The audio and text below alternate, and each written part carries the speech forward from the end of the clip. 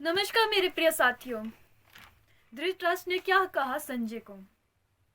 धर्मभूमि कुरुक्षेत्र में युद्ध भूमि की इच्छा से एकत्र हुए मेरे तथा पांडव के पुत्र में क्या किया? जिस प्रकार मनुष्य अपने वस्त्रों को त्याग करके नए वस्त्रों को धारण करता है, उसी प्रकार आत्मा पुराने वस्त्र को त्याग करके शरीर को त्याग करके नवीन भौतिक शरीर को धारण करता है। प्रत्येक व्यक्ति इस भौतिक शरीर रूपी पर रथ पर आरूढ़ी है और बुद्धि इसका साथी है, सारथी है। मन लगाम है तथा इंद्रिय घोड़े है। इस प्रकार मन तथा इंद्रियों की संगति से यह आत्मा का सुख या दुख का भोता है।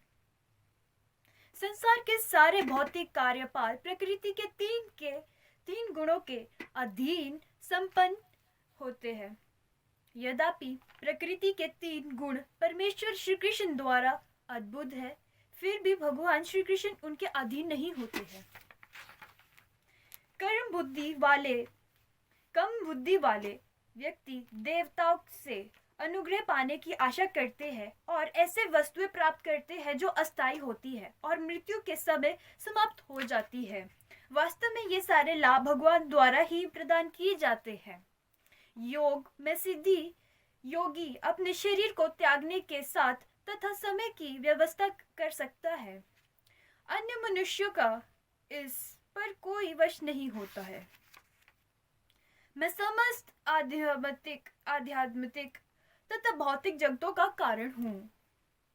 मैं प्रत्येक वस्तु मुझसे अद्भुत है। जो बुद्धिमान यह भली भांति जानता है, वो मेरी प्रेम भक्ति में लग जाता है तथा हृदय से पूरी तरह मेरी पूजा तप करता है। विश्वरूप दर्शन कर संबंध हुए अर्जुन ने कहा, हे विशेषर, हे विश्वरूप, मैं आपके शरीर में अनेक हाथ, पेट, मुख तथा आंखें देख रहा हूँ, जो सर्व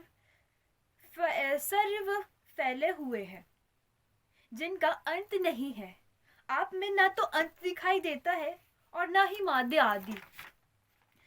भौतिक जगत रूपी वृक्ष आध्यात्मिक जगत रूपी वास्तविक वृक्ष का एक प्रतिबंध मात्र है। इस भौतिक जगत रूपी वृक्ष में असत रहने वाले मनुष्य की मुक्ति की कोई संभावना नहीं होती। लेकिन जो मनुष्य आध्यात्मिक जगत रूपी वृक्ष को समझ लेता है, वह आत्मतौरिकता से हो सकता है। मृत्यु के समय जीव द्वारा विकसित की गई चेतना उसे दूसरे शरीर में ले जाती है। यदि जीवन ने अपनी चेतना पशु जैसी बना रखी है, तो उसे पशु के शरीर प्राप्त होना संबंधित है, निश्चित है। मैं प्रत्येक जीव के हृदय में आसानी से हूँ और मुझसे ही स्मृति, ज्ञान तथा स्मृति होती है। मैं ही वेदों द्वारा जानने योग्य हूँ।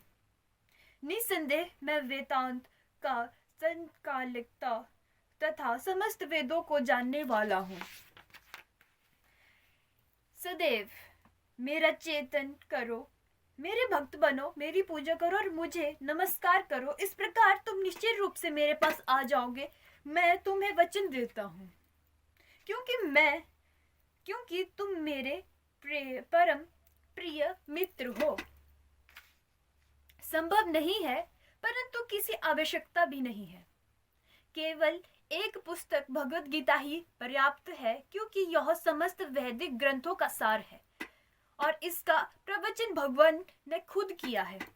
गीता महातव्य, जैसे कि कहा गया है, जो गंगा जल पीता है वह मुक्ति प्राप्त करता है।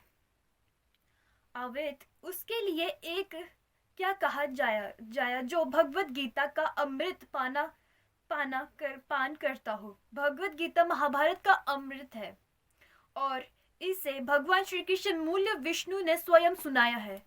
गीता महत्व, भगवत गीता भगवान के मुख से निकली गई है और गंगा भगवान के चरणों से निकलती है। निसंदेह भगवान के मुख तथा चरणों में कोई तो अंतर नहीं है, लेकिन निष्पक्ष अध्ययन से हम पाएंगे कि भगवत गीता गंगा जल की अपेक्षा में अधिक महत्वपूर्ण है।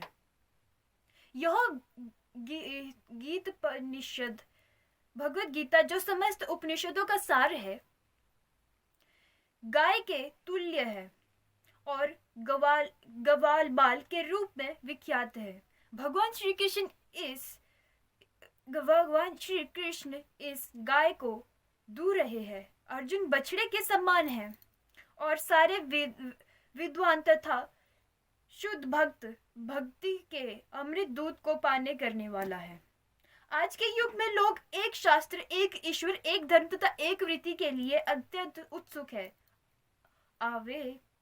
एक शस्त्र देव की पुत्र गीतम केवल एक शस्त्र भगवत गीता हो जो सारे विश्व के लिए हो। एक को देव की पुत्र एक सारे विश्व के लिए एक ईश्वर हो श्री कृष्ण। एको मानतस्य नामी यानी और एकमात्र एक प्रधान हो उसके नाम का कृति। हरे कृष्ण कृष्ण कृष्ण हरे हरे, हरे राम राम राम हरे हरे। कर्म के तस्य देवस्य सेवा, केवल एक ही ऐसा कार्य हो सकता है भगवान की सेवा। कुरुक्षेत्र के युद्धस्थल में सैन्य निर्णय। तात्पर्य: भगवत गीता एक बहुत बहुपटी अस्तित्व विज्ञान है जो गीता महातव्य में सारे रूप में दिखाया हुआ है। इसमें उस उल्लेखक है कि मनुष्य को चाहिए कि वह श्री कृष्ण के भक्त की सहायता से संविषय करते हुए भगवत गीता का अध्ययन करने और सर्वप्रथम व्याख्याओं के बिना उसे समझने का प्रयास करे। अर्जुन ने जिस प्रकार से साक्षात भगवान श्री कृष्ण से गीता सुनी और उसके उपनिषद ग्रहण किया, इस प्रकार की स्पष्ट अनुभूति का उदाहरण भगवत गीता में दिया गया है। यदि उसी गुरु परंपरा से निजी स्वार्थ से प्रेरित हुए बिना किसी को भगवत गीता समझने का सौभाग्य प्राप्त हो तो वह समस्त वैदिक ज्ञान तथा विश्व के समस्त शास्त्रों के अध्ययन को पीछे छोड़ सकता है। पाठ्य को भगवत गीता में न केवल अन्य शास्त्रों की सारी बातें मिलेगी, परंतु ऐसी बातें भी मिलेगी जो अत्यंत कहीं उपलब्ध और कहीं उपलब्ध नहीं है। यही गीता का विशिष्ट मानदंड है। स्वयं भगवान श्री कृष्ण द्वारा साक्षात उचित होने के कारण यह पूर्ण अस्तित्व विज्ञान है। महाभारत में वृष्टित धृतराष्ट्र तथा संजय की एक वार्ताएं इस महान दर्शक के मूल सिद्धांत का कार्य करती है। माना जाता है कि इस दर्शन की प्रस्तुति कुरुक्षेत्र के युद्धस्थल में हुई, जो वैदिक युग से पवित्र स्थित तीर्थ स्थल में रहा है। इसका प्रवचन भगवान द्वारा माना जाति के पथ प्रदर्शन हेतु तब किया गया जब वे इस लोक में स्वयं उपस्थित थे। धर्म क्षेत्र शब्द सार्थक है क्योंकि कुरुक्षेत्र के युद्ध स्थल में अर्जुन के पक्ष में श्री भगवान स्वयं उपस्थित थे। कौरवों का पिता धृतराष्ट्र अपने पुत्रों की विजय की संभावना के विषय में अत्यधिक संदिग्ध था। अतः इसी संदेह के कारण उसने अपने सविच्य से पूछा। उन्होंने कहा कि वह आश्वस्त था कि उनके पुत्र तथा उसके छोटे भाई पांडव के पुत्र कुरुक्षेत्र के युद्धस्थल में निर्णयात्मक संग्राम के लिए एकत्रित हुए हैं। फिर भी उसकी जिज्ञासा समर्थ है।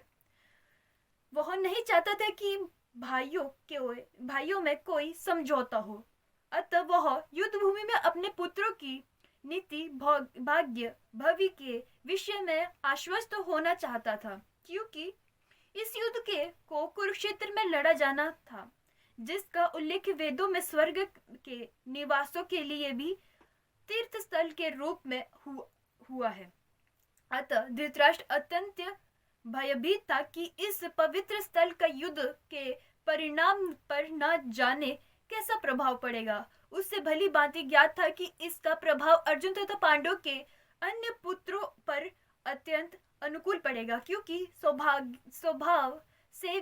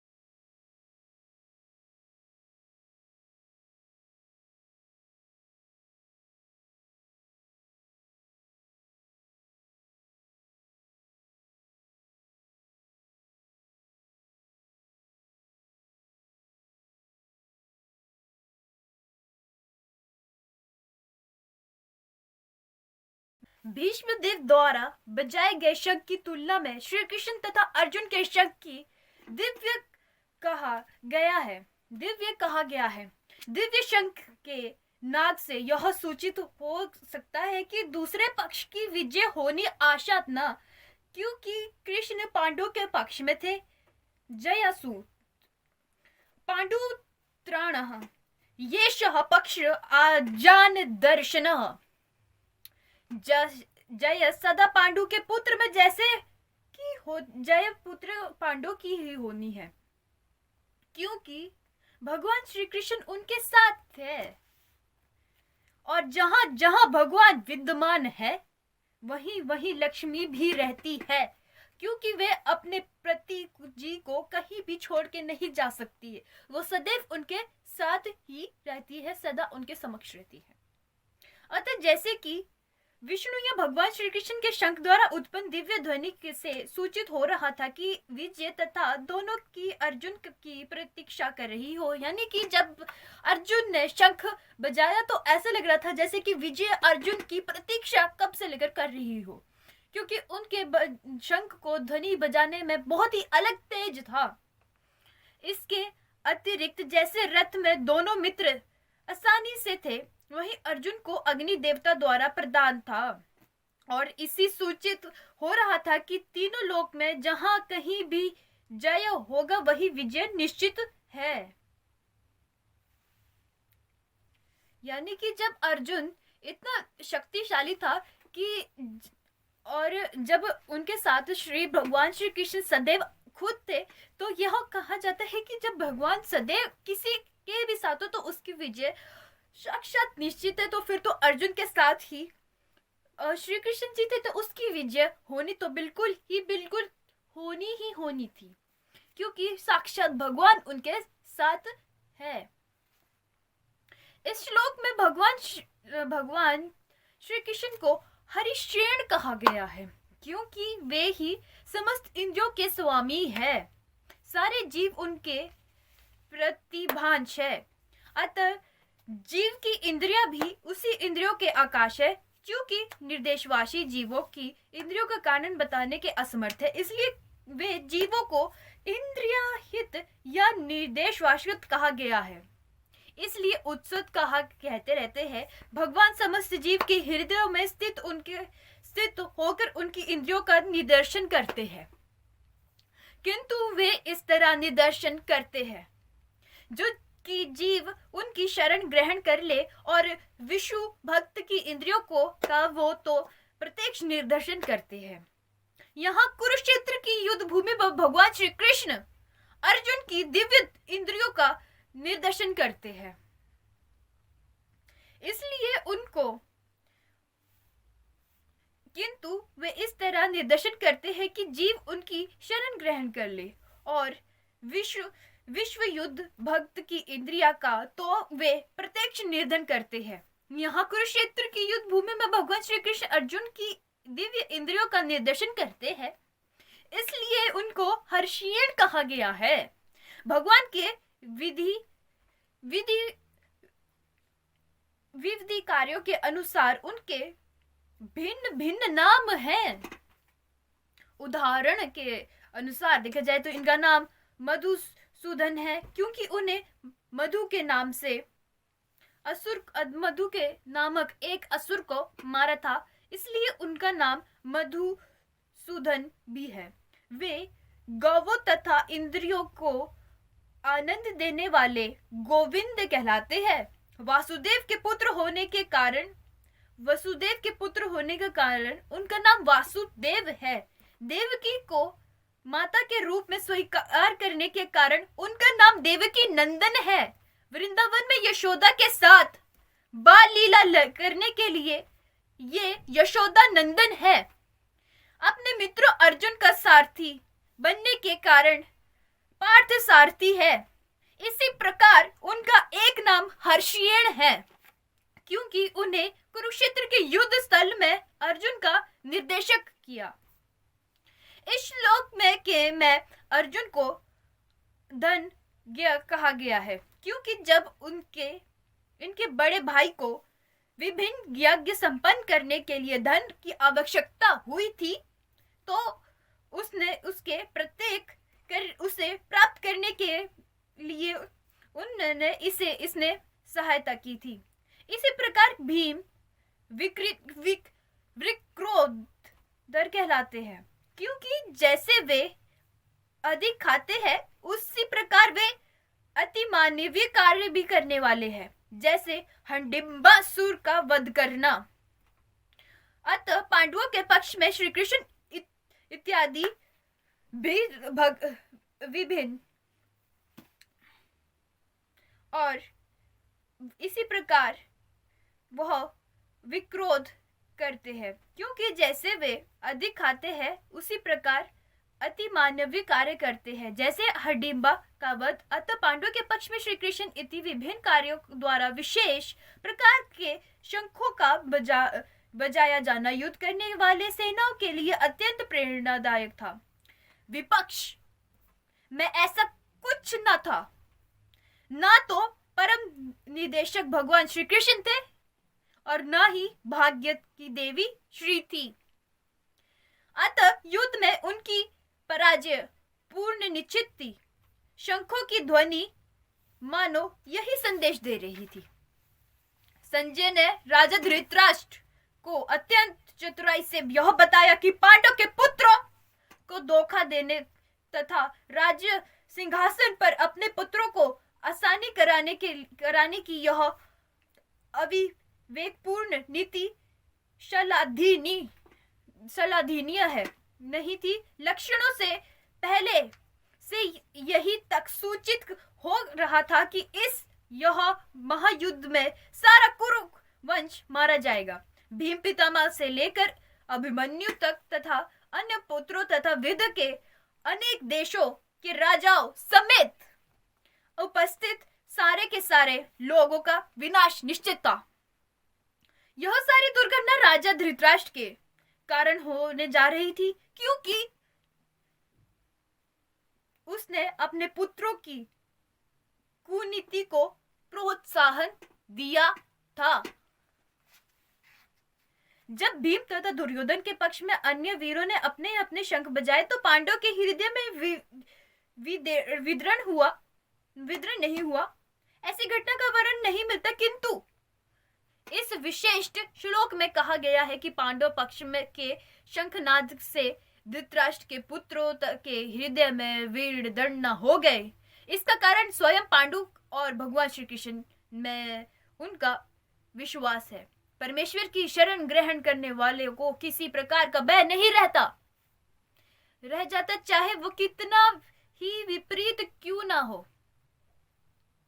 युद्ध प्रारंभ होने ही वाला था। उपयुक्त कथन से ज्ञात होता है कि पांडव की सेना की अपेक्षा वास्तव से धृतराष्ट्र के पुत्र बुद्ध बहुत कुछ निरुत्साहित थे, क्योंकि युद्ध भूमि में पांडवों का निर्देशन भगवान श्री कृष्ण के आदेश अनुसार हो रहा था। अर्जुन की ध्वजा पर हनुमान का चिन्ह भी विराजित का सूचक है, क्योंकि हनुमान ने राम तथा रावण युद्ध में राम की सहायता की थी, जिससे राम की विजय हुई थी। इस समय अर्जुन की सहायता करने के लिए उनके रथ पर राम तथा हनुमान दोनों उपस्थित है। भगवान श्री कृष्ण साक्षात राम है और जहां भी राम रहते हैं वहां उनका नित्य सेवक हनुमान होता है तथा उनकी नियत संगिनी वैभव की देवी सीता उपस्थित रहती है। अतः अर्जुन के लिए किसी भी शत्रु के भय का कोई कारण ही नहीं था। इससे भी अधिक इंद्रियों के स्वामी भगवान श्री कृष्ण निर्देशक देने के लिए साक्षात उपस्थित थे। इस प्रकार अर्जुन को युद्ध करने के मामले में सारा सत्पार्षद प्राप्त था। ऐसी स्थिति में जिनकी व्यवस्था भगवान ने अपने शाश्वत भक्त के लिए की थी, निस्संदेह विजय के लक्षण स्पष्ट थे। यद्यपि श्री कृष्ण साक्षात श्री भगवान है, किंतु वे कृपावाशक अपने मित्र की सेवा में लगे हुए थे। वे अपने भक्तों पर स्नेह दिखाने में कभी नहीं चूकते। इसीलिए अर्जुन ने उन्हें अच्युत कहा गया है। अच्युत कहा है। सारथी रूप में उन्हें अर्जुन की आज्ञा का पालन करना था और उन्होंने इसमें कोई संकोच नहीं किया। अतः उन्होंने अच्युत कहकर पालना करना था और उनके इसमें कोई संकोच नहीं था किया कि अतः उनके अच्युत होने का कहकर संबोधित किया गया है।